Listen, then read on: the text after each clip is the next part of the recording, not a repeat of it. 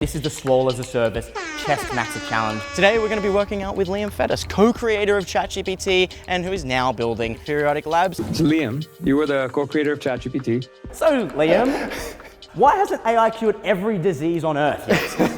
Welcome to Swole as a Service, the show that puts the minds and bodies of tech's finest under pressure. Today we're going to be working out with Liam Fedus, who is now building an AI scientist. So Liam's working on something pretty crazy at his new company Periodic Labs, which is trying to accelerate the development of super easy stuff like nuclear fusion and space travel. Periodic Labs is building automated labs full of robots running real-world science experiments. Scientists guide the system and train the AI with the goal of running experiments at a much larger scale. So today between sets we're going to be digging into a very important question. Can AI replace scientists? It's a very real possibility. Cool. So I'm thinking today we do an arm workout. So we started with some lying skull crushers, got some barbell curls, got some hammer curls, got some sleds because you killed me last time using sleds. And then of course we got the Chestmaxxer challenge. Sholto Douglas is at the top. He's got 39. I think you can beat him, but I'm gonna save the glazing till later. We'll see what happens. Okay, well, we'll give it a go. Cool. All right, I'll watch the master. I'm kind of keeping my elbows still. And then we're just exploding up. This is the way to build the boulder arms. There you go. You can already see this man's horseshoe. Do you think that AI will actually replace scientists? Seems like a kind of important human to have in the loop. It's a very real possibility, but I think right now where we're seeing the greatest capabilities is where there's a very high degree of verifiability. Software engineering, you write the code, you see, are the unit tests going from failing to passing? Yes. Super verifiable, you have an abundance of synthetic data, or existing data. It's a really cheap reward function too. AI researcher, that's a really important area, but it also has that same verifiability. I think science will go the same way, but there's a huge amount of questions about creativity, conjecture, what's a good hypothesis. These are harder, more nebulous skills to grade and to assess. As we're building Periodic, I'm really thinking about the close connection of the AI systems with the scientists. It's co-pilot, and you want the scientists in the loop. You're talking about like software engineering, AI research, right? It's like there's a lot of stuff out there to actually train these models on the things, but once you get into the physical world, kind of a lack of data out there, right? Ultimately, ML systems are good on the data you train them on the tasks you train them to do. Yeah. They're not oracles. In the absence of data, you're almost epistemically limited to understanding what's the reality. We need to connect these systems to the physical world to see the sci-fi future that we're all looking for. What I got out of that is the singularity is actually cancelled. We don't have enough data. I'm totally kidding. Coming up. All right, so barbell bicep curls, pretty complicated. Basically what you want to do is you want to pick up the bar and you want to curl it. He's busy building an AI scientist, but it doesn't mean he can escape the frame logging discourse. All right. There's the hardest part done. Nice, and again, you can see, guy goes to the gym, his elbows are nice and still. There's I've got a few of these little fitness tics. So there's one that it's time under tension. I feel I'm becoming more time under tension pilled as one who is terminally online might actually speak like a moron. But basically, another one I have is minimum effective volume. It's basically you want to put an amount of weight on a bar, right? I mean, in this case on a bar, and if we're thinking 3x10, you want to have the maximum amount of weight that you can do 3x10 with. But the idea is that you always have more volume in the tank. Oh, he's going to be able to do more than 10. Because I think for beginning lifters especially, there's this idea that if I just add more volume, if I just do more, you will get gains. But if you're always adding more volume, you kind of then have to keep adding more volume to keep growing, right? And so, this idea of minimum effective volume, you're always doing the minimum effective volume to grow. Cool, want to get into the next set? Yeah, that sounds good. All right. When building a startup, especially if you're pitching VCs, one of the questions that a VC is always going to ask is the why now? I don't think Periodic would have been possible 2-3 years ago. I think we've seen such incredible progress in the digital era. Chatbots, general agents, they're getting very, very good. But really looking forward, I see the ability to understand, generate matter. That's going to increasingly become the bottleneck of so much of what we're trying to achieve. And again, the premise is, in the absence of this data, in the absence of these labs, these environments, we're not going to have effective enough systems to do it. Next exercise, we can do a little bit of re-whacking, oh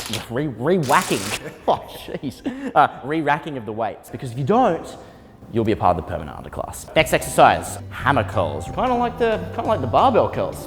You want to pick the dumbbells up. I like to alternate them, you know? Nice, nice. Look, you can see a pump. Oh yeah. People have been throwing around this word like the singularity. So singularity being the idea that, you know, the AI just becomes smarter than us and just can handle all of our stuff. If that's coming in 2027, like a lot of people are now starting to say, then why bother? Why bother with an AI scientist if the AI is just going to be doing everything for us anyway in like next year now? Yeah, like why not be on a beach? We should just be out in a cabin. Yeah, at the gym. At the gym, exactly. Yeah. I think like right now we have a very clear self-improvement loop for software engineering. Yes. And there's still human in the loop, but it's increasingly becoming more and more automated. Agent management. Exactly. How are my agents doing? Yeah, it's like 6 different screens and like 16 codexes like all running at the same time. Exactly. Entering the matrix there. Yeah. I think AI research will take a little bit longer. Yes. Because now your inner loop, the function to grade the system, isn't just a few CPUs. You might have to run an experiment. There's dozens, maybe 100 GPUs run overnight. You have to produce scaling laws. You have to, train series of models. Yep. That's a little bit more expensive, but we're building a lot of compute. We're scaling that up, and then that system becomes a larger contributor to the next AI researcher. Yeah. However, again, I think the initial claim still stands, where we're running this recursive self-improvement loop for a software engineering model, for an AI research model. It doesn't suddenly understand biology or chemistry or physics. Yeah. It needs to make contact with these systems. The premise and the reason we're building this is there will be deficiencies, gaps in these systems that we need to fill. We need to build a deeper understanding of the physical world, of the atomic world. Yeah. I think the premise of like singularity 2027, that's like a massive claim. All this idea of like, okay, AI is just going to be doing everything for us. Do you even think that is going to be the case in 2027? I think unlikely. Yeah. I think we'll have incredible software engineering systems, incredible AI research systems, but I don't think we're going to be like, uploaded into the cloud or Dyson sphere around our fun. I think there are just physical limits. Yes. And that's what we're trying to alleviate. Go for speed. Go for speed, I think. Nice. Oh, he's faster than me. When it comes to like doomerism, right? It's like there's been a lot of discourse around this idea of a permanent underclass. The idea of like 2 years to accumulate capital in order to escape this idea of a permanent underclass. Make all your money now before you can't work again. Do you even believe in that? I think people find a way. So there's resilience, there's I think people find a way. There's resilience. People figure out how to contribute to the next wave. Yeah.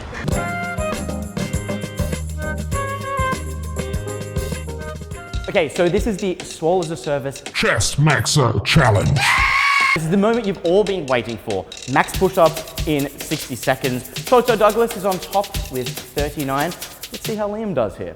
3, 2, 1. So, everybody thinks that AI is going to solve every problem on this planet. So let's see what the experts have to say. So Sam Altman, he says, AI will contribute to the world in many ways, but the gains to quality of life from AI driving faster scientific progress and increased productivity will be enormous. The future can be vastly better than the present. Scientific progress is the biggest driver of overall progress. It's hugely exciting to think about how much more we could have. Dario, he says, diseases have actually been eradicated by top-down campaigns. Smallpox was fully eliminated in the 1970s, and polio and guinea worm are nearly eradicated with less than 100 cases per year. Mathematically sophisticated epidemiological modeling plays an active role in disease eradication campaigns, and it seems very likely that there is room for smarter than human AI systems to do a better job of it than humans are.